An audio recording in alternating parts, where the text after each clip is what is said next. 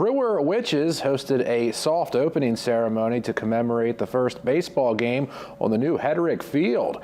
Bucksport was in town for preseason matchups in baseball and softball. Jerry Goss's son John threw out the first pitch to his son Trent, a Bucksport player. Goss was Brewer's former mayor, and he passed away in December after a long life in Brewer education and sports.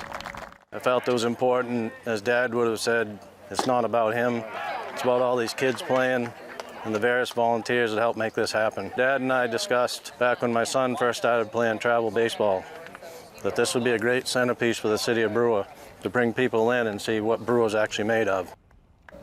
Brewer Athletic Director Dave Utterback called Hedrick Field and the entire Brewer High School athletic complex the pinnacle infrastructure accomplishment in Mr. Goss's long career of service.